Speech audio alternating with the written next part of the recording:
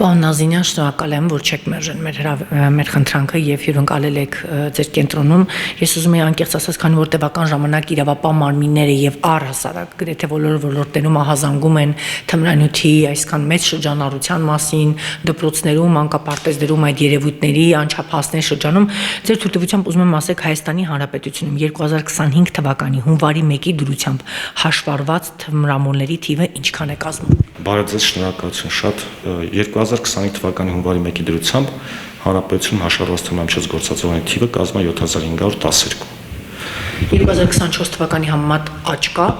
Չէ, պակասել է թիվը, ասեմ հիմա ինչի, որովհետև սա դինամիկ process է, որովհետև մենք հաշվառում ենք նաև հաշվառումից բժշկական դիտարկման արդյունքում մարդկանց նաև հաշվառումից հանում ենք։ Վերջին շրջանում հաշվառումից հանվողների թիվը, այսինքն բժշկական դիտարկում անցնողների թվականակը բավականին մեծացել է, այսինքն եթե առաջ մարդը կարող էր գալ մեր կենտրոն բուժվեր ու մոռանալ, որ ինքը հաշվառված է մնացել, հիմա այն քաղաքացիները, որոնք ուզում են հաշվառումից դուրս գալ, շատացել է ու դրա հաշվին բուն հաշվառված թմրամիջոց գործածող անձանց թիվը անցյալ տարվա համեմատ պակասել է։ Խնդրեի ներկայացնեք ինչքան են կանայք տղամարդիկ։ 7512 հաշվառված քաղաքացուց 155-ը տղամարդիկ են։ Ես միանգամից կարող եմ բոլոր թվերը ասեմ հիմա։ Այս 7512 հաշվառված անձանցից 4507-ը հաշվառված է մարիխուանայի կամ տետրահիդրոկանաբինոիդների գործածման արդյունքում։ Օպիոիդների գործածման արդյունքում հաշվառված անձանց թիվը կազմում է 2992, կոկայինի գործածման հետևանքով հաշվառված անձանց թիվը 13 եւ 289 անձ հաշվառված են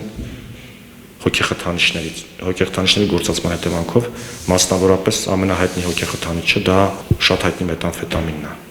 ոչ գրական կրիստալ կոչված շատ ծանր թմրամիջոց։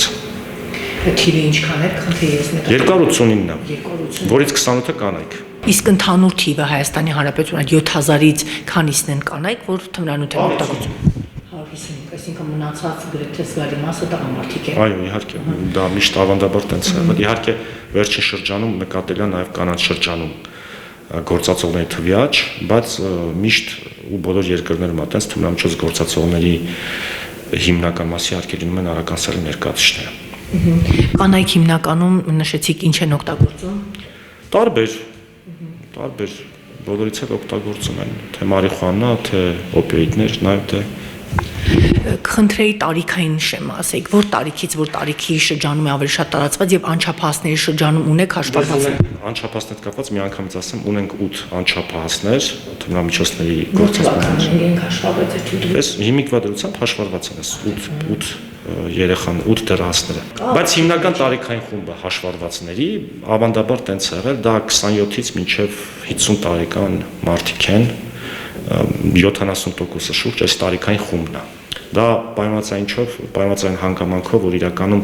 Հայաստանում իհարկե բավականին երիտասարդացել է թմրամիջոցների գործածումը, բայց այնուամենայնիվ դեռևս Հայաստանում թմրամիջոց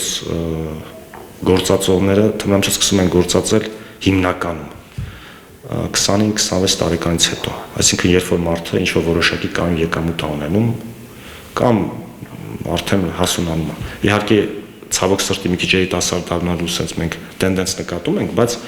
այնուամենայնիվ հաշվառվածների հիմնական խումբը այս տարիքային խումբն է 70%։ Պարոն Նազինյան,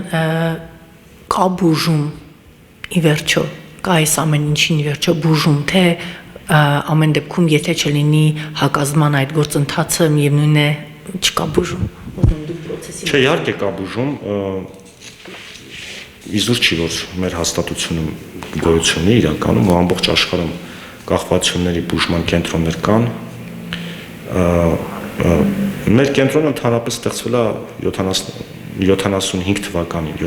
թվականից է ինքը գործում։ Դե ժամանակ խնդրեմը իրականում առավելապես խորհրդային միությունում չի եղել թմրամիջոցը, այլ եղել է ալկոհոլային կախվածությունը, բայց հետագայում իհարկե ժամանակները փոխվում են, աշխարհը փոխվում է ու հիմա ալկոհոլային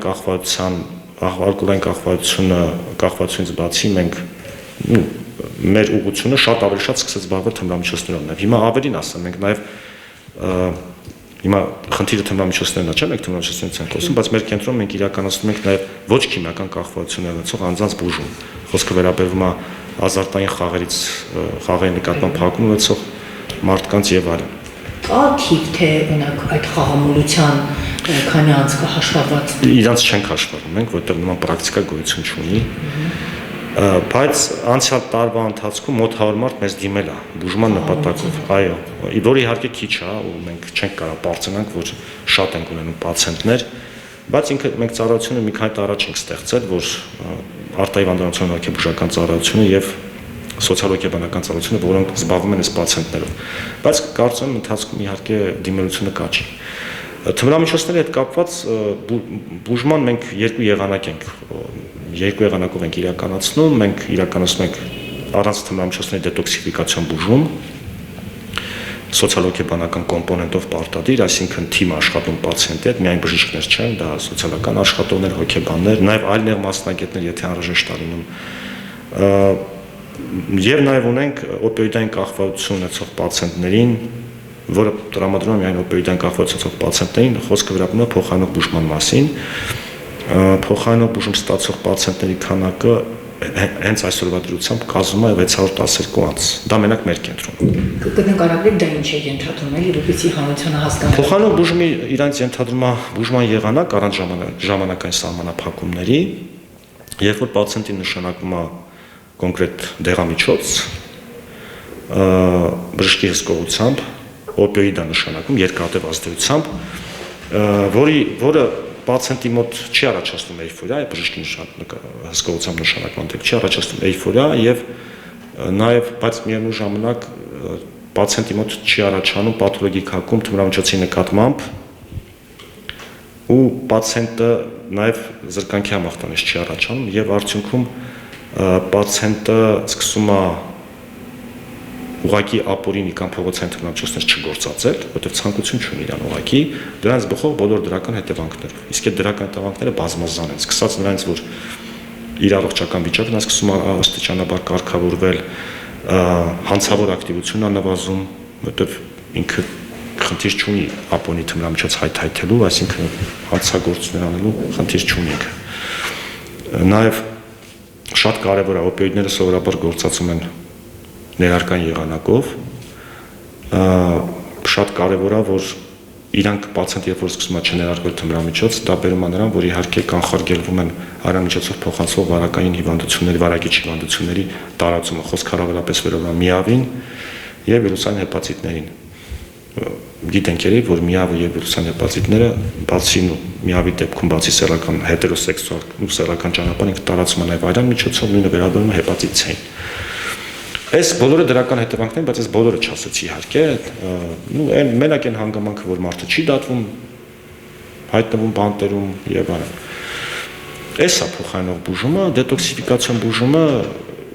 փոխանցող բուժման մասին արդեն ասացի, դետոքսիֆիկացիոն բուժումը իրականացնում ենք եւ ստացիոնարային պայմաններում եւ արտահիվանդանոցային։ Արտահիվանդանոցային պայմաններում մենք բժշկական օգնություն ենք տրամադրում առավելապես այն պացիենտներին, որոնք ավելի թեթև վիճակում են։ Այսինքն մեկ անգամ են օգտագործել կամ երկու։ Չէ, ոչ թե 1-2 անգամ, այլ ֆիզիկապես ավելի թեթև են, ծանր չեն, կարող են ամենօրյա այցեր կատարել եւ այլն։ Ստացիոնարում առավելապես մենք ընդունում ենք բուժման ավելի ծանր պաթոլոգիան ունեցող պացիենտներին կամ ավելի ծանր վիճակում գտնվող եւ իհարկե նաեւ մարզերի բնակիչներ, որտեղ մարզերի բնակիչներ չեն կարող գնան կամ ուղղակի։ Պարոն Նազիմյան, ունեք վիճակագրություն, թե Երևանում է ամենաշատ տարածված, որ մարզերում են ավելի շատ տարածված։ Դե թվային ես հիմա չասեմ, որ թվերով չծանրաբեռնեմ, բայց իրականում այո, Երևան մայրաքաղաքում են ամենաշատ գործածողները, տարբեր հանգամանքներով դա պայմանավորված։ Երևանը գրավիչ է։ Երևանում բնակչությունը շատ է, Երևանը գրավիչ է, որտեղ ֆինանսները Երևանում են, դրա համար իհարկե թմրավաճառները բնականաբար թիրախավորում են հենց ամենահարուստ հատվածը տվյալ երկրի։ Բայց իհարկե ունենք մարզեր, որտեղ համեմատաբար մյուս մարզերի շատ է, դա առաջինը Սյունիքի մարզն է։ Պայմանած է նրանով, որ Սյունիքի մարզը սահմանակից է Իրանի Իսլամական Հանրապետությանը եւ Հայաստան ներթափանցող թմրամիջոցների հիմնական մասը հենց այդ մարզով է գալիս, դե բնականաբար եթե մարզով անցնում է, մարզի բնակիչներն շփում ունեն, բնականաբար ավանդաբար միշտ այնտեղ տարածված եղել։ ավելի քան մյուս մարզերում։ Ու իհարկե Արարատի մարզ, Արմավիրի մարզ, ու Շիրակի մարզ եւ Լոռու մարզ։ Այսինքն մոտավորապես ես հերթով ասացի, օրինակ Տավուշի մարզում կամ Գեղարքունիքի մարզում համեմատաբար քիչ է։ Ձեր խորհուրդը որպես մասնագետ երկար տարիների փորձ ունեցող այս ոլորտում եւ այս աղետալի ըստեյության ոլորտի հետ կապված զգացողություններ գործածելու դեպքում։ Դե թմրամիջոցը ինչի են թմրամիջոց անվանում, ինքը ունի թմրաբեր հատկություն, մարդու մոտ առաջացնում էյֆորիա։ Բայց այդ էյֆորիա առաջացնելու արդյունքում մարդու մոտ ցանկություն է ձևավորվում նորից գործածելու։ Կրկին ու կրկին։ Բայց շատ կար ժամանակահատվածում ի տարբերություն կախվածություն առաջացնող մյուս նյութերի, ես մյուս նյութերը չեմ գովազդում, խոսքը վերաբերում նիկոտինին, ալկոհոլին, ի տարբերություն մյուս նյութերի էլի չարիք են իհարկե եւս մեկ անգամ կրկնում եմ, բայց թմրամիջոցների դեպքում կախվածության համախտանը շատ արագ է ձևավորվում։ Տվյալ անձը նույնիսկ չի զգում, այսինքն ընդհանրապես օրերի հարց է դա։ Մի օր մի գեղեցիկ օր մարդը արտանում ու հասկանում է, որ ինքը ոչ թե ուղղակի ցանկություն ունի թմրամիջոց գործածելու, այլ ինքը ունի հիվանդագին ցանկություն թմրամիջոց գործածելու։ Ու իր համար դա դարձել է գերկարևոր, այսինքն դոմինանտ։ Ու շատ արագ իր կյանքը ինքը սկսում է կառուցել թմրամիջոցի շուրջ։ Իր բոլոր հետաքրքրություններն է մոռանում, իր զբաղմունքներն է մոռանում, իր ընտանիքի հոգսերն է մոռանում, աստիճանաբար աշխատանքն է կորցնում, ընկերներին է, ամեն ինչ կորցնում է, որովհետև իր կյանքում դոմինանտը դա թմրամիջոցն է, ինքը արդեն ունի կախվածության համախտանիշ։ Իհարկե սա ավելի մատչելի ես ներկայացրեցի կախվածության համախտանիշ ախտորոշելու համար գոյություն ունեն հիվանդությունների միջազգային դասակարգչով սահմանված ախտորոշիչ չափորոշիչներ, որոնցով բժիշկը ախտորոշում է մարդու մոտ կախվածության համախտանիշ կա թե չկա։ Ու վերջնարդյունքում այդ էյֆորիան առաջին ինքը որ ստացել էր զգացել, այդ էյֆորիան այդ չի լինում։ Ինքը ուղղակի թմրամիջոց գործածում մի նպատակով, մի պատճառով, որտեղ կարիք ունի իր օրգանիզմը այդ նյութի, հիվանդագին պահանջ ունի այդ նյութի նկատմամբ։ Որտեղ եթե թմրամիջոց չգործածի, իր մոտ առաջանալու զրկանքի համախտանիշ, տվյալ նյութի նկատմամբ զրկանքի համախտանիշ։ Այդ ամենը իհարկե բերում է եւ հոգեկան կործանման, հոգեկան ու բարոյական կործանման մարդու սովորաբար սկզբից, հետո նաեւ ֆիզիկական կործանման։ Էլ չասած, որ ինքը իր կյանքում ամեն ինչ կորցնում է։ Ներկա պաշտոնյաներից եղել են անձիկ, որ դիմել են կենտրոն։ Ներկա պաշտոնյանից չեմ հիշում։ Չէ, իրոք կարծեմ չէ։ Դե կարող եք ասել։ Ասեմ ձեզ, որ մեր կենտրոնում բուժողների տեղեկություն, վերաբերյալ տեղեկությունները խիստ կոնֆիդենցիալ են ու օրենքի ուժով պաշտպանված են իրանք։ Դա մեր ոլորտի վերաբերյալ թե իրավական ակտերով, թե օրինակ բժշկականության սպասարկման մասին օրենքով եւ նաեւ իհարկե համապատասխան օրենսգրքով, օրինակ քրեական օրենսգրքով պատիժ նախատեսված մարդու կամ պացիենտի վերաբերյալ կամ իր հիվանդության վերաբերյալ տեղեկությունը երրորդ անձի տալը։ Մենք տեղեկություններ տալիս ենք միայն եւ դատանի որոշման դեպքում։ Նույնիսկ վերջին օրենսդրական փոփոխություններով, քրեադատավարական օրենսգրքի փոփոխություններով մենք նույնիսկ տեղեկություն չենք տալիս քննչական կոմիտեին կամ նախաքննություն իրականացնող մարմնին կամ օրինակ իրավապահ մարմիններին։ Պատմություն մի դրվագ հիշեք, որ խիստ ծանր եք տալ այդ հանգամանքը, չգիտեմ, երիտասարդեր, ինչ որ մի դրսևորում ընտանիքի անդամներն էին օգնություն։ Իրականում բոլորի պատմությունը շատ ծանր է։ Դե մենք երբ որ պացիենտը ընդունվում է մեր մոտ, իսկ ես ինքս նախկինում եղել եմ պրակտիկ բժիշկ, ու իմ աշխատանքը հիմնականում եղել է հենց թմրամիջոցներից կախվածություն ունեցող անձանց հետ։ Շատ պատմություններ կան, բոլորին էլ ծանր է։ Ավելին ասեմ, ես աշխատեմ նաև քրեակատորական ծառայությունում դատապարտյալների հիվանդանոցում որպես նարկոլոգիական բաժնի պետ, այսինքն ես տարբեր պացիենտներ եմ ունեցել, աշխատել եմ նաև այն մարդկանց հետ, ովքեր թմրամիջոցի պատճառով հայտնվել են բանտում։ Այդ եմ ասում։ Իմ համար բոլորը ծանր են, բոլորի պատմությունները ծանր են, բայց դուք որ ասացիք մի հատ դեպք հիշեցի, ես երբ որ մեզ հիմա պացիենտ ունենք, փոխանակ բուժում ստացող կին, որը բալիկ ունի, առողջ եւ այլն, արդեն ամուսնացած է հիմա, որի առաջի թմրամիջոց գործածելու փորձը եղել է 16 տարեկանում, երբ որ դա իրան առաջարկել եւ հյուրասիրել է մեծահասակ մարդ, այսինքն չափահաս մարդ, որը թմրամիջոց գործածելուց եղել ու դեռահաս աղջկան այսպես ասած հյուրասիրել թմրամիջոց, որի արդյունքում տվյալ աղջիկը ինքը արդեն իհարկե իր մոտ ձևավորել կախվածության համախտանիշ եւ այլն։ Որն է տեսակը թմրամիջոցի հիշեք։ Հերոին։ Դե օրինակ ես կողմնակից եմ իհարկե դրա ընդհանրապես դեռահասին անչափահասին թմրամիջոց հյուրասիրել դա նույնիսկ չես էլ ուզում ասած հանցագործություն է։ Ավելի շատ է կնոջ դեպքն է ձեր վրա ազդել, հա։ Դե երբ որ դու անչափահաս աղջկան թմրամիջոց ես հյուրասիրում ու իր ամբողջ կյանքը կործանում, դե դա վերջին 1000 ներողություն ստորությունն է, չէ։ Ես էլի ծանր դեպքեր կան, որ կարամ sense հերթով հիշեմ, բայց այս դեպքը տենց հատուկ տենց հիշեցի հանկարծ, որ sense դեպք եղել է, ու դա եղել է մոտ 20 տարի առաջ։ Հիմա ինքը հաշվառված է կենտրոնում եւ շարունակում է իր բուժումները, այլևս չի օգտագործում։ Իսկ 16 տարեկանից մինչև քանի տարիքներ ինքը օգտագործել։ Դիմել էր մեզ